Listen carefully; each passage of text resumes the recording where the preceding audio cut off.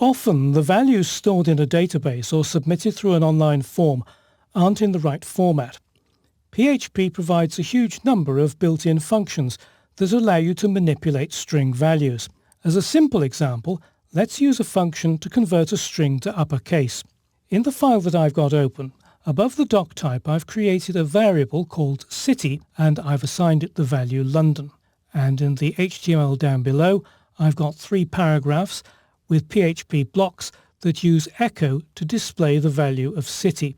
And in this second paragraph I want to convert the value of city to uppercase. I'm going to do that using a built-in PHP function that has a rather unpronounceable name, str to upper. It makes a bit more sense when you realize that the str at the beginning stands for string, so it's string to upper or string to uppercase. I'll call it string to upper to make it easier to pronounce. So to convert city to uppercase, I need to pass city as an argument to string to upper. The way I do that is after echo, add string to upper, strtoupper, and to convert that value, to pass it as an argument, it goes between parentheses after the function name. So opening parenthesis after string to upper and a closing parenthesis after city. And if I save that, I can now view the result in a browser. And it's in the 01_06 folder, and the name of the file was functions.php. And there we are. In that second paragraph, London has been converted to uppercase, but in the third paragraph it's still spelt the original way. And the reason for that is that the result of the function wasn't captured. All it did was it displayed it using echo. So to capture the result, I need to assign it to a variable. Let's go back to my editor. What I'm going to do after this second paragraph, I'm going to add in a PHP block, and I'm going to create a new variable called converted. And I'm going to assign to that string to upper and as its argument city.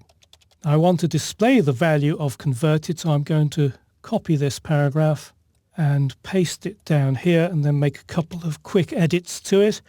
So this will be converted.